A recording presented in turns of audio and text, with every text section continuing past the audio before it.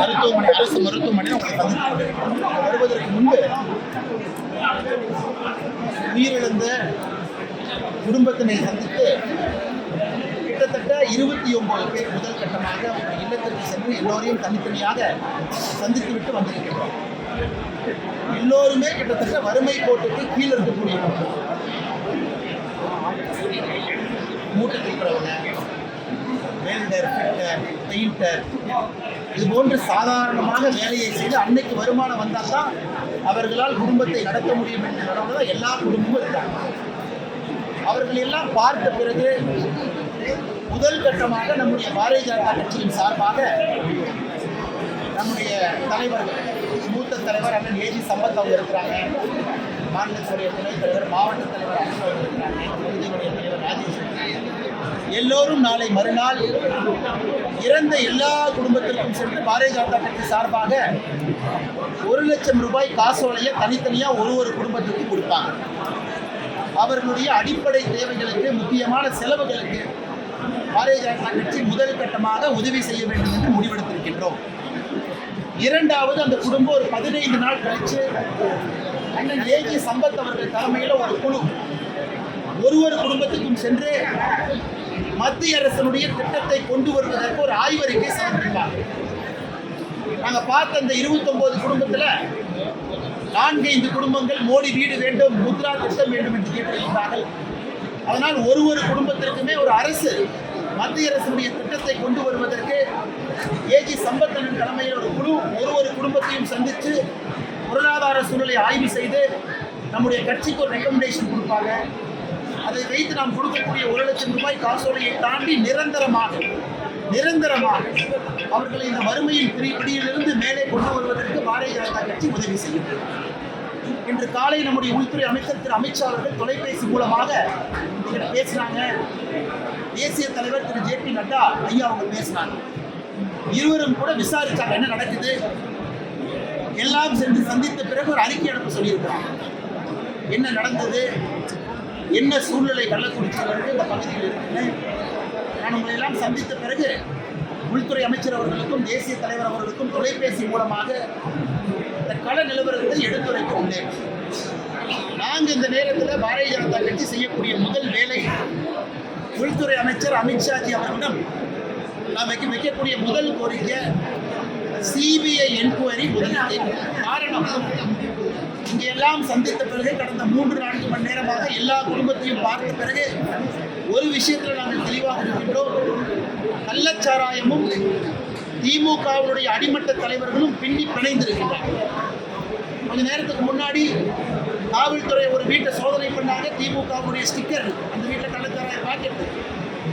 அதுவும் ஏதோ கிராம பகுதியோ மலைப்பகுதியோ இல்லை, கள்ளக்குறிச்சி மாவட்டத்தினுடைய தலைநகரத்தினுடைய மைய புள்ளியில் போலீஸ் ஸ்டேஷன்லேருந்து 150 மீட்டர், டிஸ்ட்ரிக்ட் கோர்ட் காம்ப்ளெக்ஸ்லேருந்து 200 மீட்டர், இவ்வளவு தூரத்தில் இருக்கக்கூடிய பகுதியில் இந்த கள்ளச்சாராய விற்பனை நடந்திருக்கு. உள்ளே சென்று மருத்துவர்கள்ட்ட பேசும்பொழுது யாரெல்லாம் சீரியஸாக இருக்காங்களோ அவங்க எல்லாமே குறைந்தபட்சம் ஒரு 3-4 எபிசோட், அதாவது 2-3 நாட்களாக குடித்திருப்பதற்கான அறிகுறிகள் தென்படுவதாக சொல்லியிருக்கிறாங்க. நேற்று காலையிலே முதல் உயிர் காலை 6:10 முதல் உயிர் போனதாக பதிவு செய்திருக்கிறாங்க. ஆனால் இது 3 நாட்களாக யாரெல்லாம் ரொம்ப சீரியஸாக இருக்காங்களோ 2-3 பாக்கெட்டு வேறு காலகட்டத்திலே அவர்கள் அருந்தி இருக்க வேண்டும். அப்படி என்றால் இது ஒரு நேரத்தில் இது நடந்ததாக தெரியவில்லை. சர்வசாதாரணமாக எல்லா இடத்திலும் இந்த கள்ளச்சாராயம் புழங்குவதை நாம் பார்த்தோம். அதனால் உள்துறை அமைச்சர்கள்ட்ட அமித்ஷா அவர்களிடம் கேட்பது உடனடியாக சிபிஐ என்கொயரி.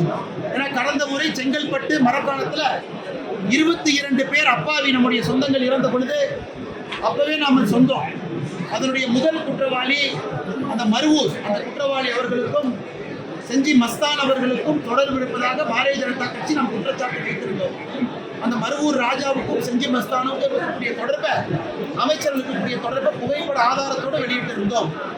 அதன் பிறகு எந்த நடவடிக்கை எடுக்கல. போன ஆண்டு முதலமைச்சர் அவங்க சொன்னாங்க இதான் கடைசி சாவு, நடக்காதுன்னு சொன்னாங்க. ஆனால் இன்னைக்கு 38 தாண்டி சாவு எண்ணிக்கை அதிகமாகி கொண்டிருக்கிறது. 140க்கு மேற்பட்டவர்கள் இந்த மருத்துவக் கல்லூரிக்கு வந்திருக்கிறாங்க. 140க்கு மேற்பட்டவர்கள். நான் பார்த்த வரையிலே 15 பேர் உயிருக்கு போராடி கொண்டிருக்கிறார். ஒரு 20 பேர் அவுட் ஆஃப் டேஞ்சர்ல இருக்கிறாங்க. அவர்களுக்கு தேவையான எல்லா சிகிச்சையும் நம்முடைய மருத்துவர்கள் அளித்தாலும் கூட நமக்கு தெரியும் கள்ளச்சாராயத்தை பொறுத்தவரை குறிப்பாக இந்த மெத்தனால் அருந்து இருந்தால் முதற்கட்ட சிகிச்சை எத்தனால், அதற்கான எல்லா அந்த நச்சுத்தன்மையை முறிப்பதற்கான எல்லா முயற்சி எடுத்துக்கிட்டு இருக்கிறாங்க.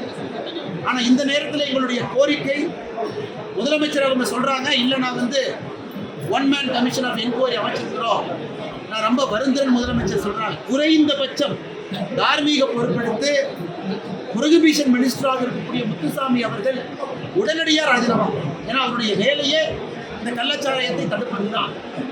அதை செய்யாமல் அரசருக்கு முத்துசாமி அவர்கள் என்கின்ற தனி மனிதன் தப்புன்னு சொன்னீங்க. திராவிட முன்னேற்ற கழகத்தினுடைய அரசனுடைய தப்புக்கு ஒரு அமைச்சர் பொறுப்பேற்க வேண்டும் என்றால் இந்த புரோகிபிஷன் அமைச்சர் பொறுப்பேற்க. இரண்டாவது, முதலமைச்சர் அவர்கள் நம்முடைய தமிழகத்தினுடைய புரோகிபிஷன் பாலிசி, அவங்களுடைய தேர்தல் அறிக்கை 2021 360வது பாயிண்ட், யாராவது பத்திரிகை நண்பர்கள் படிப்பதற்கு வாய்ப்பு இருந்தால் படிச்சு பாருங்க. ஒரு கட்டமாக சாராயத்தை குறைப்பதற்கான முயற்சி எடுப்போம், டி அடிக்ஷன் சென்டர்ஸ் கொண்டு வருவோம் என்று 360வது பாயிண்டை சொல்லியிருக்கிறாங்க. ஆனால் இன்னைக்கு டாஸ்மார்க்கினுடைய வருமானம் ஒரு ஆண்டுக்கும் 18% 22% உயர்ந்து கொண்டிருக்கிறது. அப்படி இருக்கும் பொழுது புரோகிபிஷன் பாலிசியே ஃபெயிலியர். அதை முதலமைச்சர் ஒப்புக்கொண்டு தார்மீக பொறுப்பேற்று அந்த புரோகிபிஷன் பாலிசியை செட் பண்ணணும். இறந்து போன அந்த உயிர்களுக்கு மதிப்பளித்து நாளை முதலமைச்சர் அறிவிப்பு கொடுக்கணும். தமிழகத்தில் 1000 டாஸ்மாக் கடை. பாதகம் செய்பவரை கண்டால் நாம் பயங்கொள்ளலாகாது பாப்பா, மோதி மிதித்து விடு பாப்பா, அவர் முகத்தில் உமிழ்ந்து விடு பாப்பா. அண்மை செய்திகளை உடனுக்குடன் தெரிந்து கொள்ள இணைந்திருங்கள் இயம்நாடு தொலைக்காட்சியுடன்.